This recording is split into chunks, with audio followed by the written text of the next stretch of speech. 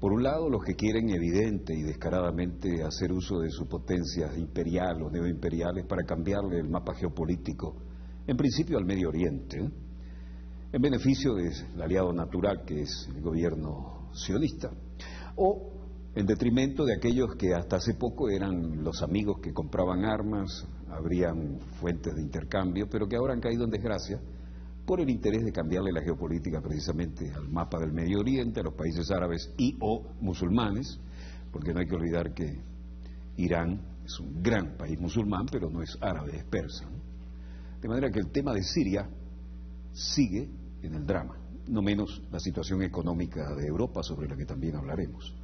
Pero sobre estas variables y temas que se vuelven recurrentes, es que vamos a compartir con ustedes hoy los acontecimientos en pleno desarrollo.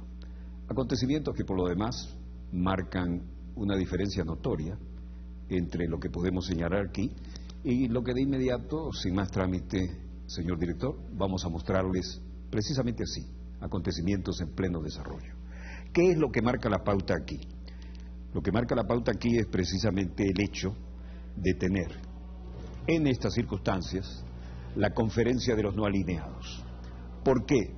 Porque tiene un poder de convocatoria enorme pese a los dramáticos acontecimientos en esa área y porque están prácticamente todos y algunos que no se esperaban y nada menos que en Teherán. Y esto es un signo de esperanza para muchos y una sensación de que las grandes potencias ya no pueden ser el diktat. Los no alineados, con principios invariables ante nuevos desafíos, señalaban agencias importantes como Prensa Latina, dice. Siria e Irán destacan entre los desafíos más apremiantes del último año para el movimiento de los no alineados. Loay Hussein, presidente del sector sirio, del partido, dice: yo no pienso que los no alineados como movimiento en su cumbre vengan a aparecer con algo diferente a lo que hemos visto hasta ahora, pero tampoco veo en el escenario internacional que haya una manera de contribuir realmente a esta crisis. Aquí parece que desde Damasco a Siria a Teherán cada quien lleva agua para su molino, ¿no? En cualquier partido aquí la voluntad de cualquier sponsor para el diálogo sobre el conflicto de Siria debería ser neutral, e Irán no lo es, de manera que no hay lógica en aceptar esta invitación. Claro, ¿se quedó o lo dejaron fuera? Este es uno de los que respira por la herida, pero el movimiento de los no alineados está marcando su pauta, y estos son los que hacen de vocería de los imperios que no pueden controlar a los no alineados. Si bien ministros de Relaciones Exteriores y otras autoridades de los 118 países de los no alineados abrieron en la capital iraní el debate de una amplia agenda, el conflicto armado sirio centra las preocupaciones y por eso aparecían entrevistados aquí por las agencias occidentales dolientes como el que acabamos de ver. La presencia de cancilleres y otros líderes árabes, en particular los del Golfo Pérsico, aumenta las esperanzas de acercamiento regional para detener la violencia. Algo alentador, habida cuenta de que en este tema por ahora parece impensable el consenso que ha marcado hasta ahora las tradicionales conferencias.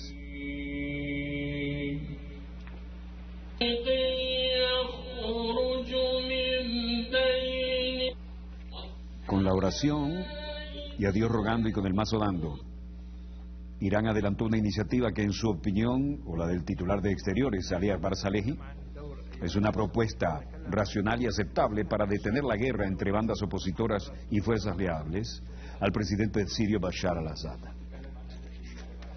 Mientras tanto, la geopolítica iba desde Teherán a Beijing. La televisión china estaba muy preocupada por el desarrollo de estos acontecimientos y aquí preguntaba a Ali Akbar del Partido Nacional Sirio de la Reconciliación, y Ali Akbar decía: cuando remarcamos que nuestro amigo Irán tiene un rol en la crisis de Siria, consideramos que el país siempre ha estado con Siria y con el pueblo de Siria y que no es solamente parcial y de un solo lado. Irán necesariamente ha propuesto cosas positivas para la crisis siria. Las discutimos en los próximos días en una manera general, pero no en detalles muy finos. Las propuestas, especialmente las de Irán, están basadas en una premisa, y es que la que he mencionado antes: la prevención de la intervención foránea extranjera y el rechazo a la violencia. Irán demanda esfuerzos serios de los no alineados para la estabilidad siria. Salehi fue enfático en ese pedido, tanto en el plenario del Centro Internacional de la Conferencia de la Corporación Iraní de Televisión, como en el encuentro bilateral con los ministros de Relaciones Exteriores visitantes. Durante reunión con su homólogo en el Líbano, Adam Mansour, quien asiste en Teherán a la cita de cancilleres de los no alineados, el iraní recabó la voluntad política para lograr la paz, detener el derramamiento de sangre y propiciar un diálogo reconciliador. En Teherán, importancia de esta gran conferencia de no alineados está marcada por la presencia del primer ministro de la India. Aquí vemos llegar a Manmohan Singh, a la capital Teherán, para la 16ª cumbre del movimiento de los no alineados. Primer ministro de la India, presente, y el jefe de gobierno también se entrevistará por separado con el presidente iraní Mahmoud Ahmadinejad, con el líder supremo de la nación persa, el ayatollah Ali Khamenei. Altos funcionarios de la Cancillería han declarado por estos días que la delegación de la India y Singh, en lo personal, insistirán en la necesidad de que los no alineados presten mayor atención y que los sí alineados realmente escuchen lo que dicen en esta cumbre sobre los problemas globales y jueguen un renovado papel en el emergente y cambiante orden mundial.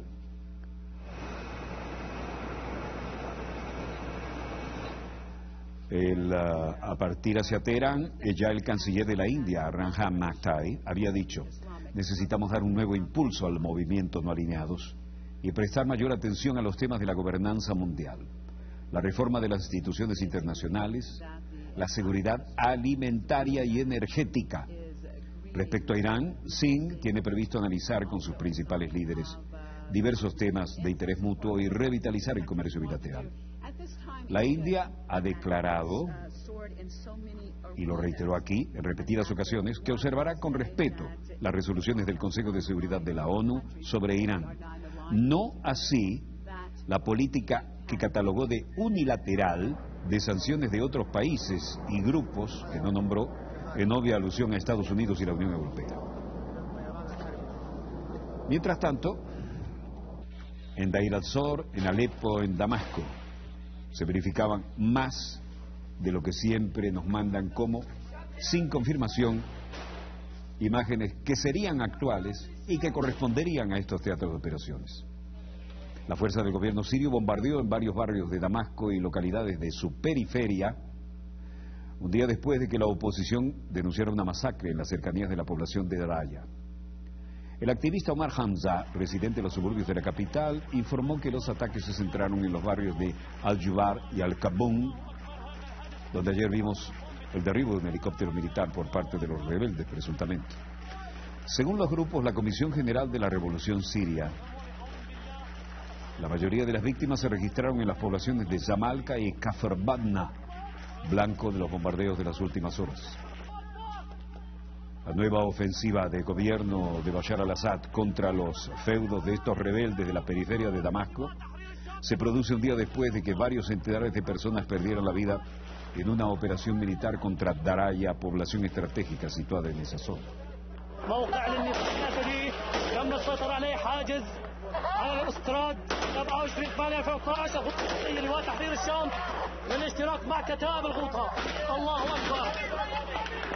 Daraya, controlada por los rebeldes, fue escenario de bombardeos durante 5 días y cuando las tropas y sus milicias Shabiha lograron entrar, perpetraron ejecuciones sumarias, según los activistas. Nuevamente, la advertencia que nos manda la agencia Reuters. Dice: hemos sido incapaces de verificar de manera independiente el contenido de este video, que ha sido obtenido de un website de una media social, es decir, otra ONG bien pagada en dólares y con apoyo técnico y táctico desde el exterior. Otras imágenes podrían ser de Idlib. Aquí otra vez nos dicen: no hemos podido verificar de manera independiente el contenido de este video, que ha sido obtenido de un website de un medio social. Los bombardeos en Siria van a la par con las explosiones de coches bombas como ocurrió este martes, durante un funeral en una zona de las afueras de Damasco favorable al gobierno, donde, vean ese cráter, se causaron 12 muertos en momentos en que el ejército bombardeaba barrios de la periferia de la capital y de las ciudades de Alepo y Idlib, en un intento por acabar la resistencia rebelde, apoyada, mantenida y asegurada con mercenarios del exterior. Frente al recrudecimiento de la violencia, el número de sirios que huye a países vecinos continúa aumentando. Y la comunidad internacional trata, cada quien a su manera, de ayudarles. No hay consenso sobre una solución al conflicto que lleva 17 meses desangrando a Siria desde que llegaron los mercenarios y los apoyados por las ONG del exterior, que les brindaron medios de comunicación electrónicos modernos, armamento, entrenamiento, dinero y apoyo por mercenarios. Según la televisión estatal, 12 personas murieron y 48 resultaron heridas en un atentado con coche bomba durante los funerales de Harmana, en la periferia de Damasco, en la zona sudeste. وطالت كل المنازل المحيطة بالساحة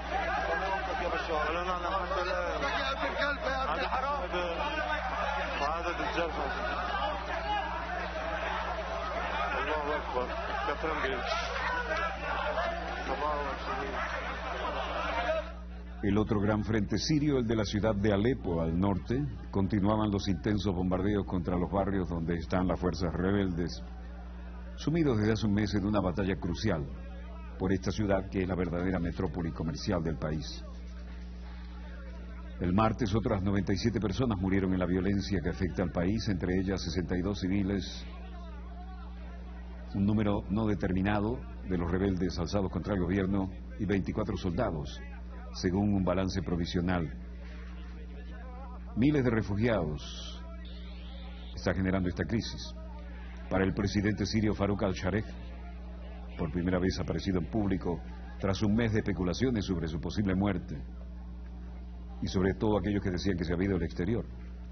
Para el vicepresidente sirio, la solución pasa por un fin de la violencia en todas las partes, para entonces crear las bases mínimas para un diálogo nacional. Esas declaraciones se produjeron después de que el jefe de la diplomacia siria, Walid Maulim, dijera que no habría ninguna negociación hasta que el país no hubiera sido purgado de los rebeldes armados y financiados desde el exterior.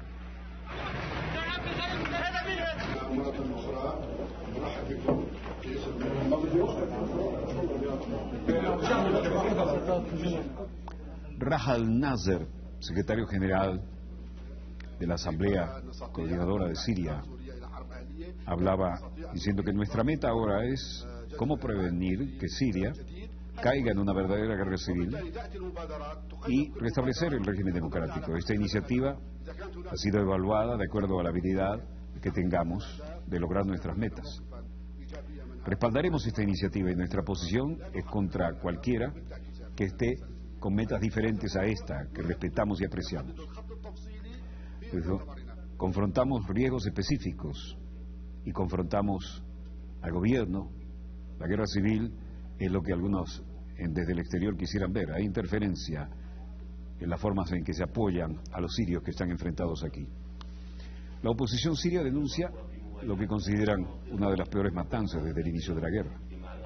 La presunta masacre en esta guerra de comunicados es que este lunes ha sido condenada firmemente por la Unión Europea, que usa esto como referencia para una mayor intervención, apoyando la línea, entre otros, señalada ayer por el jefe del Ejecutivo francés. Se enmarca en el intenso contraataque lanzado por el ejército de Al-Assad en las últimas semanas para limpiar de mercenarios la capital y sus alrededores de lo que el gobierno califica de terroristas. Un comunicado de la agencia de noticias SANA afirma que las heroicas Fuerzas Armadas han limpiado Daraya de los restos de grupos terroristas que han cometido crímenes contra los hijos del pueblo. El propio Al-Assad ha declarado que su gobierno derrotará a cualquier precio el complot extranjero dirigido contra su país. En Berlín, mientras tanto, ejecutivos del proyecto el día después señalaban que Alemania debe intervenir para internacionalizar la intervención en Siria. Y Amr al-Azm decía, los regímenes comienzan empleando un nivel y luego escalan la violencia contra su propio pueblo. La comunidad internacional ha hecho más, pero debería hacer mucho más. Y no queremos llegar a un escenario caótico, apocalíptico, como única opción. Queremos hablar de un país en la post-era de Assad en Siria. Algunas veces, desafortunadamente, dijo después Afrad Jalabi, miembro científica política y miembro del Consejo Nacional Sirio, algunas veces, desafortunadamente, hay miedo a esta clase de islamismo que actualmente está retrasando el proceso de ayudar y soportar al pueblo sirio en esta instancia moral contra todo lo que está ocurriendo en Siria.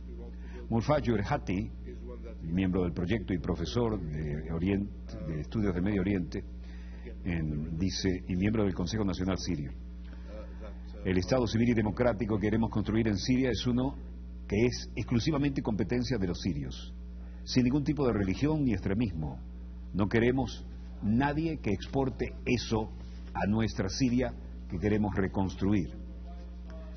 El proyecto propone, entre otras ideas, la creación de una asamblea constituyente. Mientras tanto, en Tel Aviv, el canciller Víctor Lieberman invita a Mursi, a Israel, jefe de gobierno egipcio, para que demuestre que pretende mantener la paz. Se toma atribuciones tipo primer ministro, le hace sombra a Netanyahu, o es una, más allá que una rivalidad, una extraña estrategia del 1-2. El jefe del Estado egipcio que asumió el poder el pasado junio manifestó este lunes en una entrevista que pretendía mantener el acuerdo de paz con Israel. Saliéndole al paso de estas insinuaciones de Lieberman, decía, esperamos ver pronto a Mursi con las autoridades israelíes, queremos verle entrevistarse con los medios israelíes, queremos verle en Jerusalén como invitado del presidente Shimon Peres. Así lo dijo el impresentable Lieberman, según el diario Yediot Aharonot. Sin embargo, Lieberman ha indicado que aquellos que hablan de paz y estabilidad deben darse cuenta que no puede ser una paz hipotética. El ministro de Exteriores ha señalado que si Mursi pretende mantener la paz con Israel, tiene que venir a visitar el país. Parece que le quieren hacer la agenda, además, y que un presidente de Egipto les haga caso y entre por el aro como un corderito. Egipto e Israel firmaron un acuerdo de paz en 1979 en el que el Cairo reconocía al Estado hebreo. Fue el primer acuerdo que Israel firmó con un país árabe y sigue siendo muy impopular entre los egipcios, como es impopular entre todo el mundo el aniversario del asesinato de Raquel Corrie. Esto es Haifa. Este es una rueda de prensa de los padres de Raquel Corrie. Cindy Corrie, la madre, dice, estamos profundamente tristes, absolutamente perturbados por lo que hemos oído aquí de parte del juez israelí Oded Gershon en Haifa, en el distrito, en la corte. Un pésimo día para nuestra familia, un pésimo día para los derechos humanos, para la humanidad, para la vigencia de la ley y también para el país Israel. Deeply saddened and deeply troubled by what we heard today from Judge Oded Gershon in the Haifa District Court. ¿Por qué esto? Porque el tribunal de Haifa, al norte de Israel, como cabía esperar, ha rechazado este martes las acusaciones contra Israel por la muerte de Raquel Corrie en marzo de 2003, quien fue aplastada y vuelta a pasar encima por la excavadora del ejército que les mostrábamos ayer, durante una manifestación en la Franja de Gaza para evitar que fueran destruidas ilegalmente casas que pertenecían a los palestinos. Todavía la defensa dice que el conductor del blindado payloader no la vio, no solo la vio, sino que ella subió hasta la cabina y además le gritaba con un megáfono. Eso fue un vulgar y miserable crimen. Tenemos el video. Bueno, el abogado Hussein Abu Hussein de la familia dice, la Corte dijo hoy que este acto había sido un acto de guerra. Cuando hablamos de guerra, hablamos del significado de la guerra, pero imaginen elegante pueblo, gente pacífica y activista, demostraciones a las 12 del mediodía ante la muerte, a las 5 de la tarde de Raquel. ¿Con qué carácter? ¿Con qué justificación? Activistas que están tratando de parar la destrucción de casas, que no tienen ni munición ni armas. Su única arma ha sido sus cuerpos y su única meta donde apuntar, evitar la destrucción de las casas de los palestinos por parte del ejército israelí. Their aim to halt the destruction of houses. Allí estaba, de frente, como todos los pacifistas que fueron allí. These are homes that don't have any connection necessarily with suicide bombers. These are homes that just Hay casas que no tienen ninguna conexión con los que colocaron bombas y se suicidaron. Estas casas simplemente están en el lugar en que para los militares israelíes son un estorbo estratégico importante. Así lo dijo antes de morir. Bueno, el veredicto contraviene los principios fundamentales del derecho internacional, dicen los abogados. Y en Nanterre, en París, en Clamart, en Francia, la jurada de gran instancia, el Gran Tribunal de Alzada de Nanterre, abre la investigación penal por la muerte de Yasser Arafat. El tribunal francés abrió el martes una investigación penal para determinar si Yasser Arafat fue asesinado. Lo dijo la Fiscalía tras denuncias de la viuda del histórico líder palestino que señalan que pudo haber muerto envenenado por elementos radioactivos. Arafat murió en el Hospital Militar de París el 11 de noviembre del 2004, un mes después de haber sido trasladado en helicóptero cuando su salud se deterioró rápidamente. Había sido confinado en el cuartel de Ramallah durante más de año y medio. Saeb Erekat, principal negociador de la autoridad palestina, valoró positivamente la investigación. El hecho es que Arafat, como se sabe, y esta es su viuda, y ha reclamado, que fue la última vez que lo vimos con vida, cuando lo llevaban al Hospital Militar de Nanterre, en Francia. Allí había pasado por el puente de Allenby. Su esposa, Suha, ahora ha obtenido de parte de las autoridades francesas reabrir la investigación penal. ¿Por qué? Muchos árabes sospechan que Israel estuvo detrás de la muerte de Arafat y casi volvió a los titulares el mes pasado cuando un instituto suizo científico dijo que había descubierto muy altos niveles del elemento radioactivo polonio 210 en la ropa de Yasser Arafat proporcionada por su viuda Suha. Aquí los palestinos agradecen en un paso fronterizo a Francia por la apertura de la investigación. La sustancia polonio 210 es la misma con la que se asesinó al ex espía ruso Alexander Litvinenko en Londres en el 2006. El mes pasado la viuda de Arafat pidió a un tribunal de Nanterre, en el suburbio occidental del país, que iniciara una investigación penal tras las revelaciones de la cadena Al Jazeera. Hoy se movilizan los palestinos, sonríen porque Nanterre está dispuesto a reabrir el caso, pero el Instituto de Radiofísica de Lausanne dijo que los síntomas descritos en los informes médicos de Arafat no eran consistentes con el polonio 210. Esto no se refiere a nosotros. La denuncia presentada por Suha Arafat con la policía francesa no se dirige a Israel ni a nadie en particular, dijo Yigal Palmor, portavoz de la Cancillería. Pero la interrogante sigue en pie. Y ahora sí, con todos los antecedentes que hay sobre envenenamiento con materiales radioactivos, es posible que aquel hombre, apoyado por su viuda Suha, tal vez, quizá, pueda ganar una batalla después de muerto. No lo traerá de vuelta a la vida, pero las interrogantes siguen en pie. Y el caso que hacíamos referencia de aquel molesto exiliado en Occidente que se apagó rápidamente precisamente por contaminación radioactiva, sigue muy en pie como antecedente. Veamos cómo están los mercados. El precio del petróleo venezolano cerró estable en $104.38. El precio de la OPEP bajó levemente, pero se mantiene cómodamente en $112.04. El precio del Brent del Mar del Norte a la baja, pero por encima de los $112.32. Y el precio del West Texas, que es un marcador que nos interesa, sigue bajando, pero aún está por encima de los $95, casi 95.50, 95.49.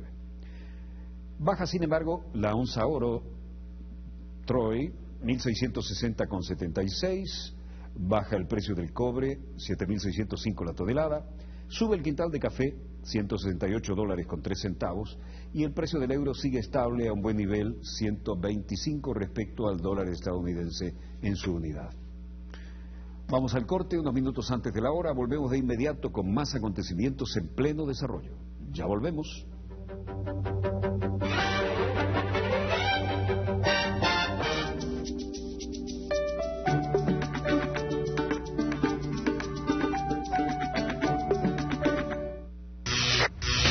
La irreverencia de estos personajes no tiene límite. ¡Pánico!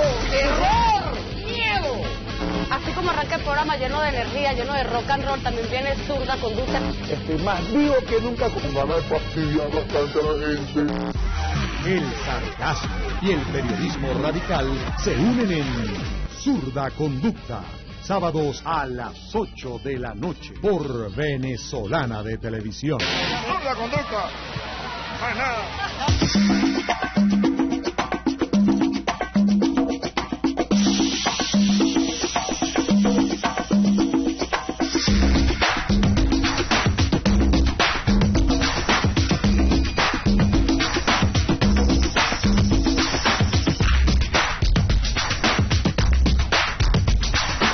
Venezuela está todos los días en movimiento.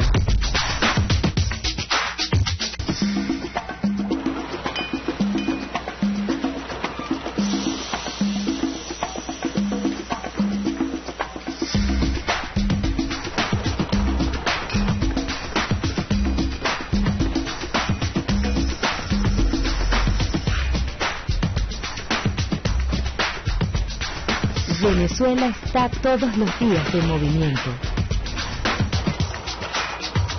Tiempo para reunir a la familia, para admirar a nuestros hijos y verlos crecer. Tiempo para reír con ellos, apoyarlos y celebrar sus éxitos. Tiempo para vernos a los ojos y descubrir que somos afortunados.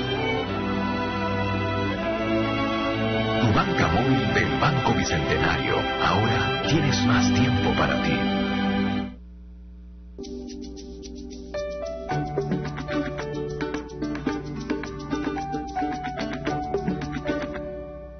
Volvemos con más acontecimientos en pleno desarrollo. Una jugada interesantísima. Vieron ustedes cómo el impresentable canciller Lieberman vociferaba contra el presidente de Egipto, que tenía que venir a Israel a hablar con ellos. Bueno, Egipto tiene unos cuantos miles de años de tradición, de cultura, de historia, y quien sea que gobierne, tal vez no tenga la prestancia de Gamal Abdel Nasser o del Raid, que acaba de desaparecer, el Raíz, pero lo cierto es que tienen una interesante tradición y parece que Mursi la está reafirmando. Porque no solo ha ignorado la estentórea petición de Lieberman, sino que se ha ido a donde está el poder. Es decir, ya no están bajo la férula estadounidense ni confían en que Estados Unidos va a hacer otra cosa en cualquier movimiento en el tablero del Medio Oriente que no sea defender al epicentro del poderosísimo lobby pro-israelí de Washington. De manera que Mursi se desmarca. Y se desmarca de una manera interesantísima porque en el momento en que está la importantísima conferencia, realmente con un poder de convocatoria que sorprende y da una idea del posicionamiento que tiene Irán en este momento, Mursi no solo pasa allí, saluda, sino que se manda un viaje ¿a dónde? A Washington, a Londres, a París. Niet. Se viene a Beijing y es recibido con todos los honores en el Gran Salón del Pueblo. Esto indica, es un lugar común decirlo ya, no es la creciente importancia de la República Popular de China. Ya no es creciente, es la establecidísima importancia. Y el rol que está jugando incluso en la jugada chiquita, en todo lo que tiene que ver con los hilos que se jalan para tratar de cambiar el mapa geopolítico del Medio Oriente. Pero es interesantísimo el hecho de que esté el señor Mursi en Beijing, en pleno desarrollo de la superconferencia de los no alineados, que ya por sí manda una onda sísmica hasta Washington, hasta Londres, hasta París, a donde se les ocurra. Pero donde se bate el cobre ahora es en el Gran Salón del Pueblo. Y allí, con todos los honores y con la pompa preparada para estas circunstancias, China ha recibido a Mursi, el nuevo jefe de gobierno de Egipto, del milenario Egipto. Mientras Lieberman vocifera, Mursi dice: no tengo por qué ir a Israel y menos cuando tú me lo exiges. Voy a ir a donde se bate el cobre. Y aquí lo vemos, llegando a Beijing, ignorando los estentóreos gritos de Lieberman, el presidente egipcio en China, para fortalecer las relaciones con quien sí le interesa fortalecerlas. Inicia una visita oficial a China y sostendrá conversaciones con su homólogo anfitrión Hu Jintao y asistirá a un foro económico con vista a fortalecer las relaciones entre ambos países. Morsi dialogará además con el primer ministro Wen Jiabao, el máximo líder parlamentario chino Wu Banhuo y el vicepresidente Xi Jinping como parte de un programa que durará incluso hasta pasado mañana.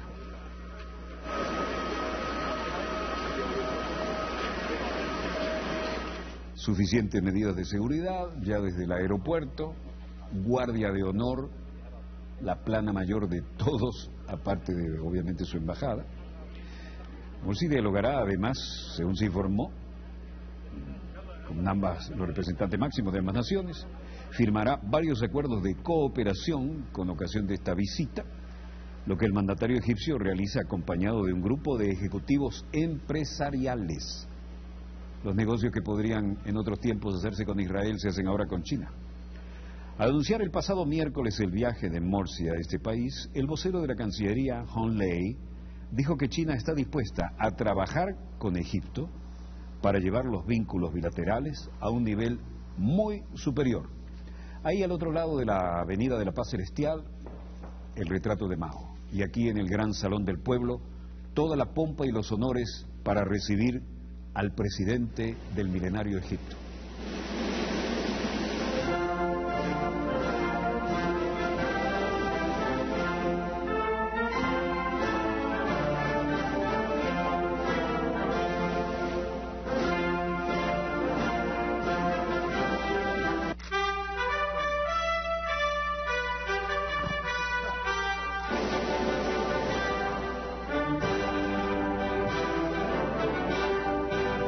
Ninguno de estos soldados mide menos de 2 metros, pero se mueven todos al unísono, como si fuera un ballet. ¿Recibirían así, señor Lieberman, al presidente de Egipto?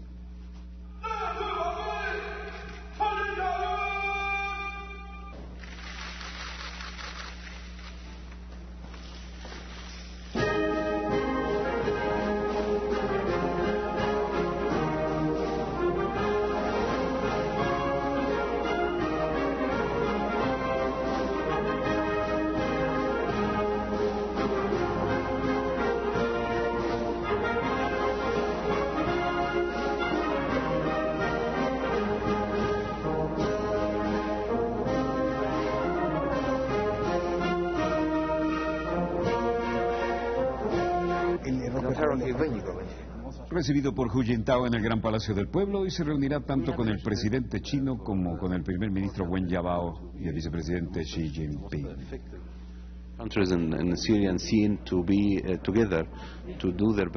El vocero presidencial, Yasser Ali, dice: estamos aquí por una iniciativa de 4 países que son los más afectados por el escenario de Siria. Y debemos estar juntos para hacerlo mejor para resolver este problema. Y tenemos la esperanza de que esta iniciativa tenga éxito y muy pronto. Luego dijo: también tendremos una cantidad de discusiones con los líderes chinos sobre este y otros temas. Y espero después de la discusión que habrá una declaración haciendo frente a todas las preguntas, los temas fundamentales que ustedes señalan.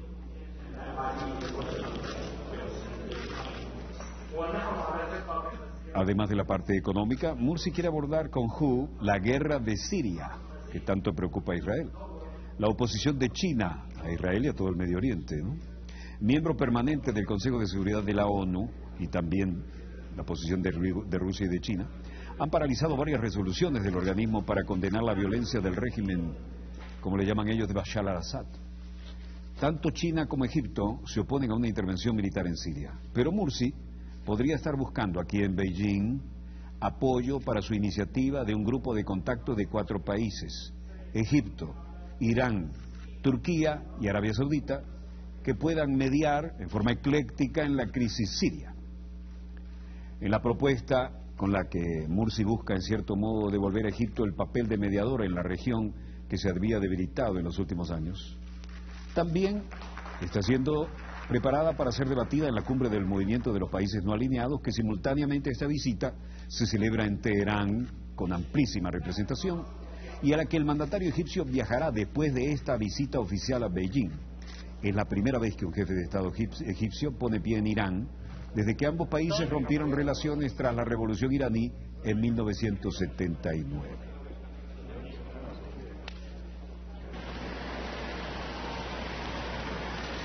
La agenda es amplia y muy bien detallada.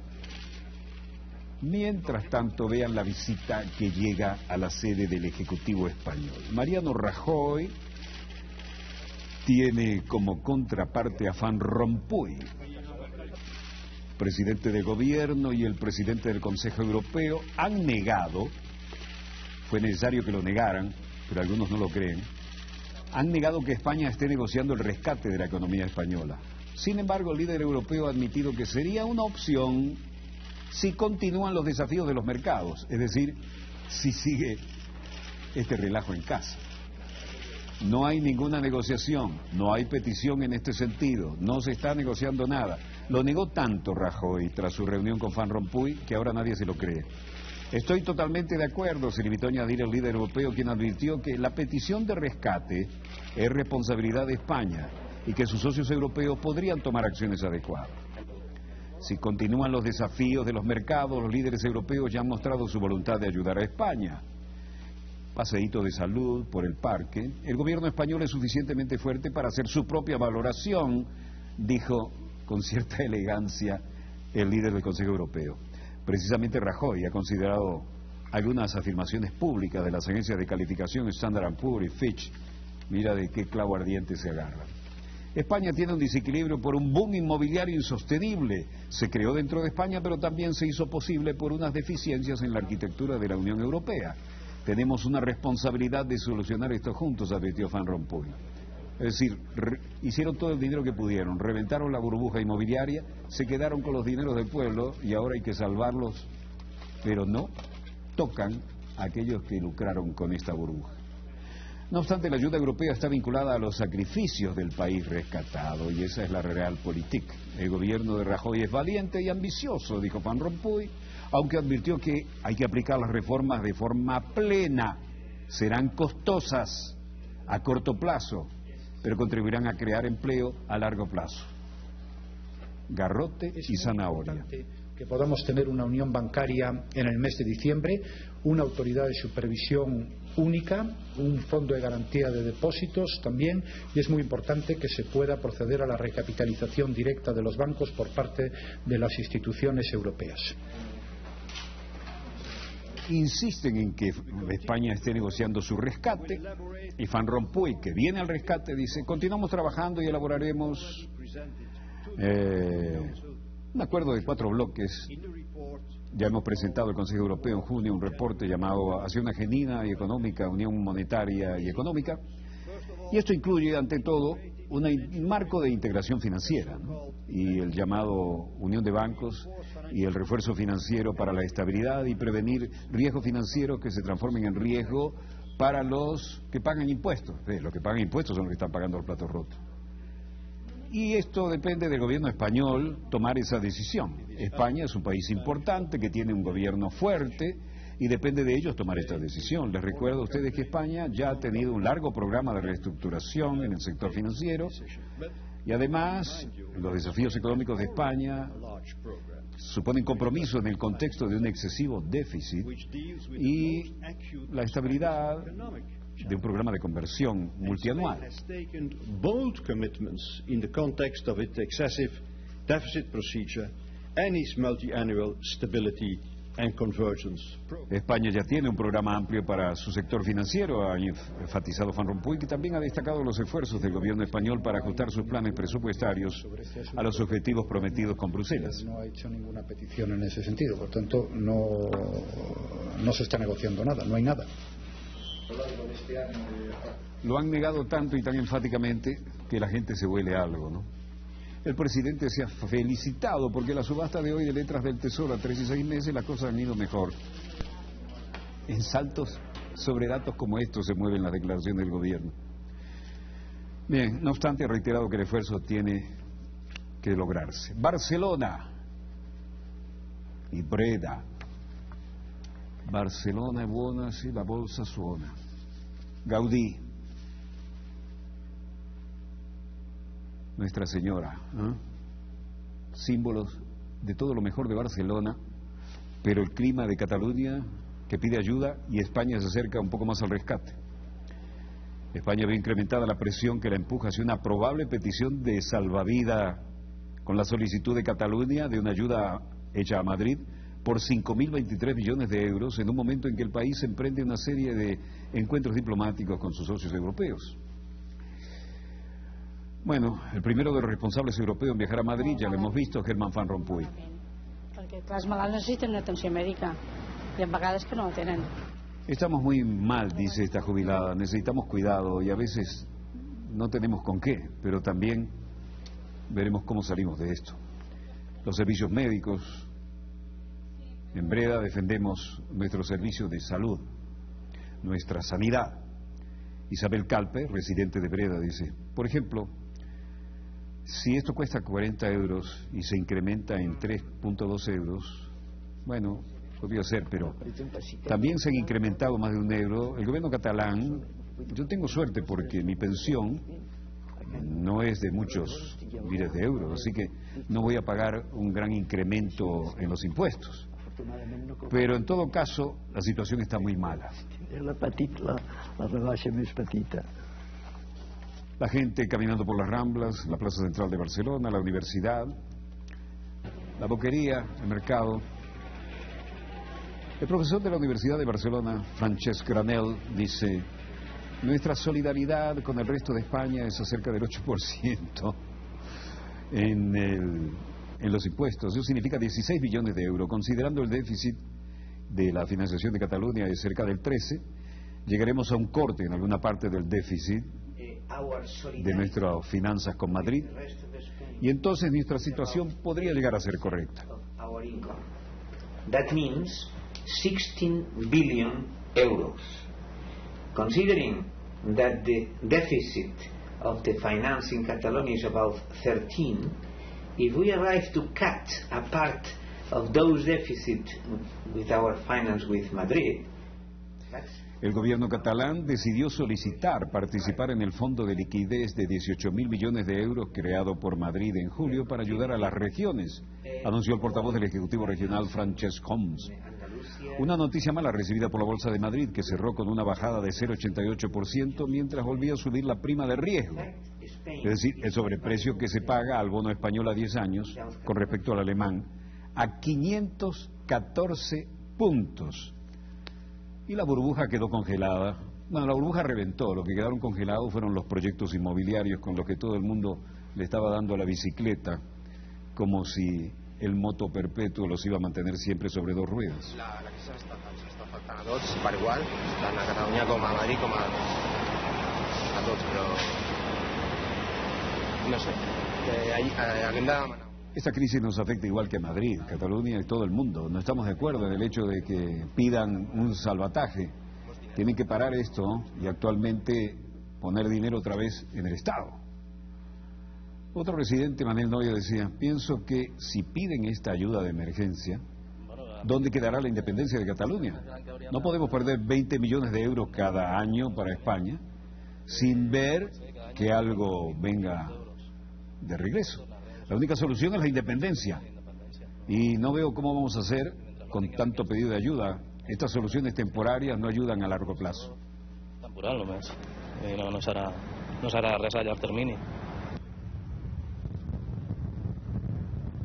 Con una deuda pública de más de 40.000 millones de euros a finales de marzo, Cataluña no puede hacer frente sola a los vencimientos de 5.750 millones de euros que le esperan en el segundo semestre. Así que están pidiendo cacao, como decimos coloquialmente en Venezuela.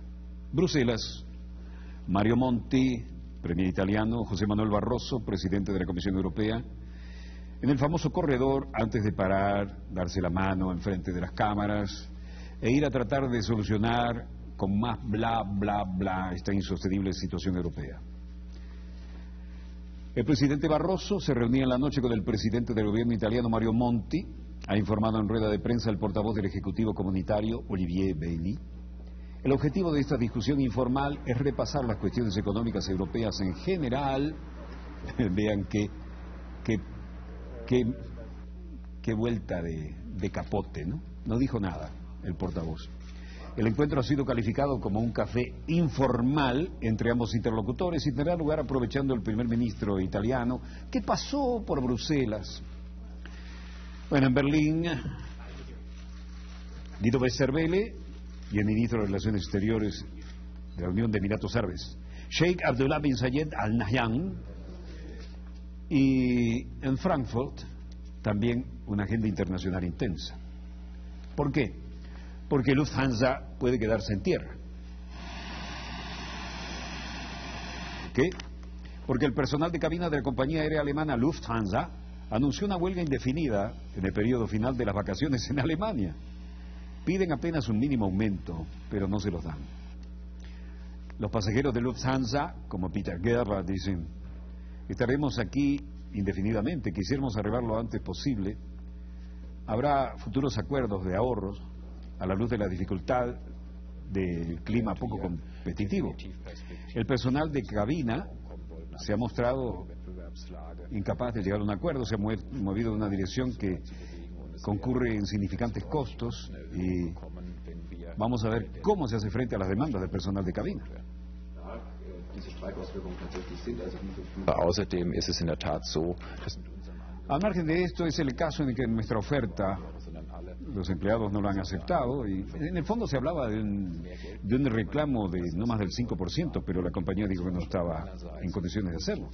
La decisión se produjo después de la noche del lunes, cuando fracasaron semanas de negociaciones en la que el sindicato del personal de cabina pedía un aumento salarial de un 5% y el fin de los contratos temporales que los tienen pendientes de un hilo, ¿no? La medida de fuerza llega en un momento difícil para el sector, sacudido por la coyuntura global y por el aumento de los precios de combustibles. En el contexto, Lufthansa perdió en la primera mitad del año 20 millones de euros y en los primeros 6 meses de 2011 ya había registrado ganancias por 114 millones de euros. ¿A dónde fueron a parar? Santiago de Chile, y esto es algo que no para. El país que tiene la educación más cara y más desigual del planeta, según muchas fuentes internacionales, tiene una juventud que se niega a darse por vencida y un presidente más neoliberal que von Hayek. La educación más cara, es uno de los países que tiene más desigualdad social y yo tuve que dejar de estudiar por problemas económicos y no quiero que mi hijo viva lo mismo. La líder estudiantil, Camila Vallejo, muy carismática, ha perdido las elecciones estudiantiles. Demostrar que lo que nos une aquí son las propuestas. Nos dejó esperando 4 horas para entrevistarla en La Habana. Ahora tendrá tiempo.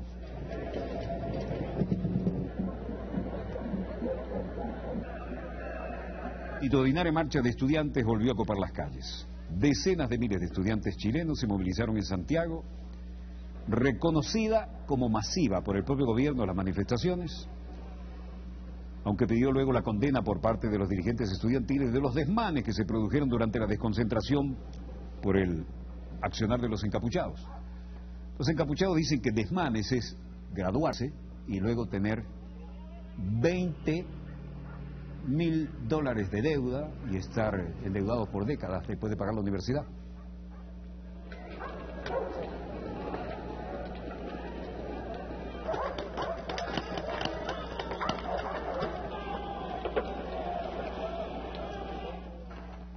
La marcha, convocada por los universitarios de la Confederación de Estudiantes de Chile, la Asamblea Coordinadora de Estudiantes Secundarios, la Coordinadora Nacional de Estudiantes Secundarios, con la adhesión del Colegio de Profesores y la Central Unitaria de Trabajadores, reunió más de 130.000 personas, según los organizadores, aunque los carabineros solo dijeron que eran 50.000.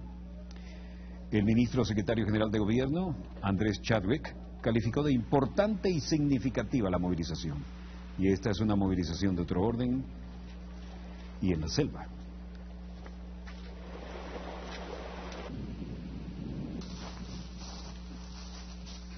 El líder del Ejército de Liberación Nacional, Nicolás Rodríguez Bautista, alias Gavino. Ese es precisamente nuestro planteamiento. encontrar un espacio para un diálogo abierto y sin condiciones y comenzar a discutir los grandes problemas del país. Pero el gobierno ha dicho que no. Él dice que tiene las llaves de la paz en el bolsillo, pero a lo mejor ya se le perdieron porque por ninguna parte aparecen las posibilidades de un diálogo serio. Estamos a la expectativa y en ese sentido nos mantenemos. El ELN dice que está dispuesto a negociar con el gobierno de Santos sin condiciones. Las respuestas hasta ahora no son las más proclives al diálogo. Nosotros creemos que sería muy positivo una sola mesa. Las circunstancias poco a poco deben irlo posibilitando. En tanto nosotros no tenemos un esquema fijo y estamos abiertos. Hay que ser prácticos frente a las realidades. El gobierno de Santos no quiso hacer comentarios sobre la posición del veterano guerrillero de 62 años quien respondió a la entrevista de Reuters a través de un video después de varios años. Hacen parte de la mecánica extractiva de nuestras riquezas. Nosotros estamos planteando la urgencia de un diálogo, no solamente un diálogo del ELN, un diálogo multilateral donde el pueblo y la nación sean sujetos activos que definan la perspectiva del uso y la explotación de las riquezas. Si hay ese diálogo, habrán acuerdos y habrán nuevos rumbos para la explotación de las riquezas en el país. Si no hay ese diálogo y por el contrario se insiste en las imposiciones de neoliberales del lado capitalista, pues inevitablemente la lucha va a continuar. La guerrilla del ELN reafirma que está dispuesto a negociar con el gobierno de Santos sin condiciones. Y desde luego... El ELN tiene frentes guerrilleros en La Guajira, en el Cesar, en norte de Santander, en Boyacá y en Arauca. Todos estos son frentes que se mueven por el área de frontera del lado colombiano. Entonces, cada acción que hacen, viene la invención, no, llegaron desde Venezuela, se replegaron para Venezuela. La lucha aquí se ha desarrollado antes de que existiera el proceso revolucionario en Venezuela y después también. Ha habido una continuidad, pero entonces hay una manipulación política con el objetivo de contrainformar, de cambiar la realidad y de generar un ambiente hostil a los procesos revolucionarios y en particular al del vecino Venezuela. Así lo decía claramente Nicolás Rodríguez Bautista, máximo líder del Ejército Nacional de Liberación ELN, alias Gabino. Mientras tanto, el presidente de Colombia, Juan Manuel Santos, ha hecho declaraciones sobre este particular. El resultado ahora también tiene como protagonistas conversaciones exploratorias con las FARC para buscar el fin del conflicto. Quiero manifestar claramente a los colombianos que los acercamientos que se han hecho y los que se hagan en el futuro se enmarcan en los siguientes principios rectores. Primero, vamos a aprender de los errores del pasado para no repetirlos. Segundo, cualquier proceso tiene que llevar al fin del conflicto, no a su prolongación. Y tercero, se mantendrán las operaciones y la presencia militar sobre cada centímetro del territorio nacional. Un ataque a una torre de comunicaciones, son imágenes de archivo. El ELN ha manifestado a un medio de comunicación internacional su interés en participar en conversaciones dirigidas a poner fin a la violencia. A ese grupo guerrillero quiero decir que dentro del marco de estos principios rectores, ellos también podrían ser parte de este esfuerzo por terminar el conflicto. Y quien no pierde oportunidad porque ve que el tren de la historia se aleja y no quiere ser olvidado, aunque diga las cosas que dice, el doctor Barito, aquel cuya primera decisión fue otorgar 32 pistas, ya saben a quién, dice: elogiosa del gobierno de Colombia con Chávez está interesada no solamente en el pago de unas obligaciones económicas, sino en que Chávez lo siente a negociar con la FARC. Y le dieron a Chávez 3 meses que ya se están cumpliendo. Y Chávez va a hacer esa tarea porque a él le conviene para su reelección hacer la publicidad de que sentó a negociar al gobierno de Colombia con la FARC. Eso sí que me parece grave, abusivo. Y que busca el poder. Uribe, que ya no puede ir a las universidades del exterior sin que los estudiantes y luego los profesores lo declaren non grato, se dedica a lanzar petardos que ya son tristemente célebres y que lo definen, lo pintan de cuerpo entero. Lo que no hizo en su momento, pretende hacerlo a veces con las declaraciones. Hoy sería difícil presentarme ante ustedes, quien fue 8 años presidente de esta patria, con tantas dificultades y cuestionado, que no tuviera manera de responder a todo. ¿Cómo me presento yo a darles la cara a ustedes? ¿Qué tal que yo me hubiera quedado callado? La otra opción era un operativo militar en Venezuela. Me faltó tiempo. Me faltó tiempo. Eso no lo hace quien quiere, sino quien puede. Hubo una respuesta que pasó a la historia. No le faltó tiempo, le faltaron cojones. No es que le faltó tiempo, le faltaron cojones. ¿Qué más se podía decir? Al caballero. Punto y aparte. No le faltó tiempo, le faltaron cojones. Cita textual, además, habíamos dicho, aquí lo tienen. Estaba detrás de él la mano de la extrema derecha imperial, tratando de generar una guerra. Pero no se atrevió. Bastante tiempo tuvo. Dejamos aquí esto. Esperamos indudablemente que el doctor Barito, que ya no sabe cómo hacer para mantenerse en las primeras planas, se ponga creativo otra vez. Pero las evidencias son clarísimas. Y los tiempos no van por allí. Y el nuevo gobierno de la Armada República de Colombia ha declarado hoy a través de su primer mandatario lo que todo el mundo esperaba oír.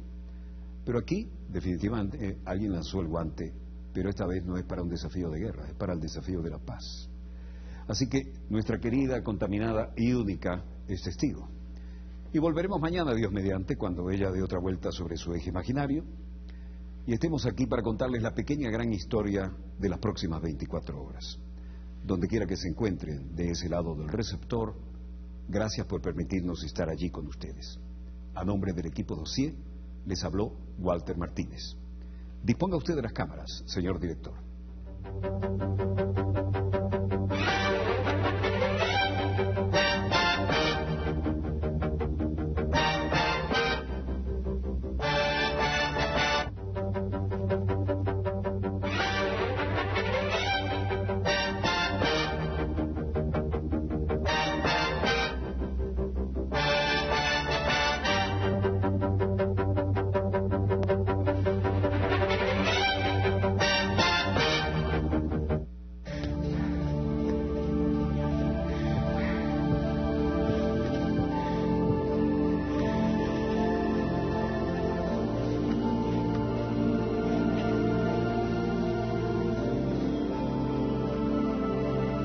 Esto no se había visto nunca antes en este país.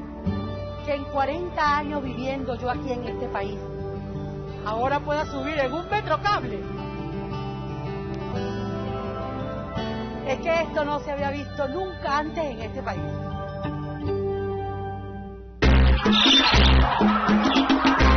Tenemos que recordarles que en Vacaciones Cantar de Gallos invita a niños y niñas de nuestra patria a jugar con la imaginación para dibujar y colorear a nuestro popular gallo, el gallito de Venezolana de Televisión. Vamos de inmediato a presentarles algunos de los que nos han llegado. El día de hoy tenemos dos bien maravillosos.